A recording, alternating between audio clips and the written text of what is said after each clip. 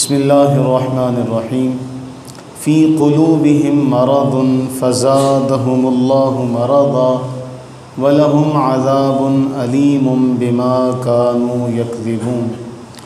سورہ بقرہ کی آیت نمبر 10 پر ہماری آج دوسری نشست۔ فرمایا ان کے دلوں میں بیماری ہے۔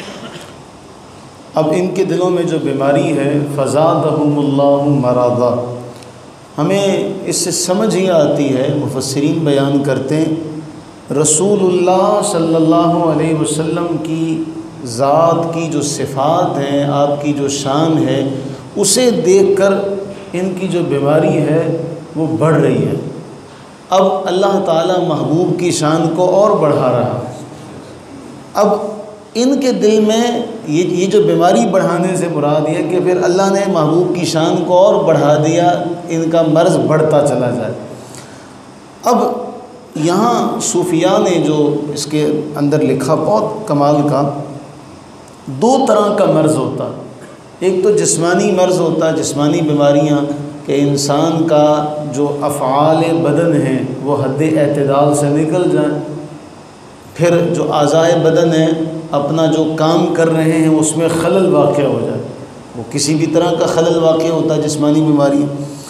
اور پھر دوسری جو بیماریاں جنہیں ہم یوں کہہ لیں کہ روحانی بیماریاں بھی کہتے ہیں، یا جو اعراض نفسانیہ کے کمال میں خلل پیدا کرے، جہالت ہو گئی، بدعقیدگی، حسد، کینہ۔ اور پھر ایک حدیث پاک میں رسول اللہ صلی اللہ علیہ وسلم نے ارشاد فرمایا، جامع ترمذی کی یہ روایت ہے، اس میں یہ ذکر کیا کہ تم سے پہلی امتوں میں بھی جو بیماریاں تھیں وہ کچھ تم میں بھی پہنچیں گی۔ اور فرمایا وہ جو بیماریاں ہیں وہ ایسا ہے کہ وہ مونڈ دیتی ہیں۔ فرمایا بال نہیں، یہ آپ کے الفاظ ہیں، فرمایا بال نہیں، میں یہ نہیں کہتا کہ لا اقول تحلق الشعر، میں یہ نہیں کہتا کہ وہ بال مونڈ دیتی ہیں، ولیکن تحلق الدین، وہ بیماریاں دین کو ہی صاف کر دیتی ہیں۔ اور فرمایا وہ بیماری ہے حسد اور بغض۔ اب دوبارہ اسی آیت پر آ جائیں، فی قلوبہم مرض، ان کے دلوں میں بیماری ہے، کس چیز کی؟ حسد کی، کہ رسول اللہ علیہ السلام کو یہ کمال کیوں مل گیا، رسول اللہ علیہ السلام اس مرتبے تک کیسے پہنچ گئے؟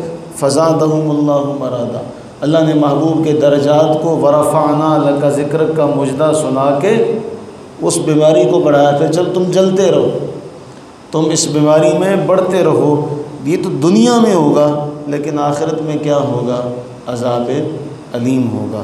اللہ سے دعا کریں کہ باری تعالیٰ اپنے رب ہونے کا صدقہ، اپنے رب العالمین ہونے کا صدقہ ہم سب کو دنیا کی بھی تمام بیماریوں سے محفوظ فرمائے، جسمانی بیماریوں سے محفوظ فرمائے، اور اس کے ساتھ ساتھ ہمیں ہر قسم کی، ہمیں ہماری اولادوں کو، ہمارے بچوں کو خاص طور پہ روحانی بیماریوں سے محفوظ فرمائے، کیونکہ جو جسمانی بیماری ہے اس کا تو علاج ہر جگہ سے ممکن ہے، اس کے لیے تو جا بجا آپ کو ادارے بھی ملیں گے، اس کی ٹریٹمنٹ کرنے کے لیے ماہر قابل ڈاکٹر بھی ملیں گے، لیکن جو روحانی بیماریاں ہوتی ہیں اس کا کسی کو خود کو بھی خبر نہیں ہوتی۔ ایک شخص خود کسی بیماری میں مبتلا ہے، مثلا خود پسندی، اپنے آپ کو بڑا سمجھنا، اب ہو سکتا ہے اسے اس کی خبر بھی نہ ہو، میں اپنے آپ کو کتنا بڑا سمجھنے لگ پڑا ہوں، یہ بیماری اس کے اندر گھر کر گئے۔ پھر اسی طرح کہ میری بات سے کوئی اگلا اختلاف کرے تو کیسے کرے، میں پیسے والا ہوں، میں بڑا ہوں، میں اسٹیٹس والا ہوں، یا یوں کہہ لے کہ خاندان میں ہی میں بڑا ہوں، یا ہمارے دل میں یہ بات آ جائے گی میں باپ ہوں، اس بچے کی، میرا بیٹا ہو گیا، اس کو یہ جرأت کیسے ہوئی کہ مجھ سے اختلاف کرے۔ تو یہ وہ بیماری ہے جن کے بارے اللہ کے نبی علیہ السلام نے فرمایا تمہیں پتہ بھی نہیں چلے گا۔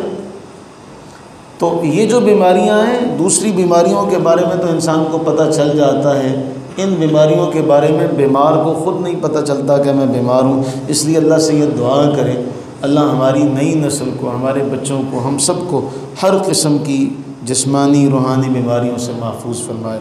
آمین ثم آمین۔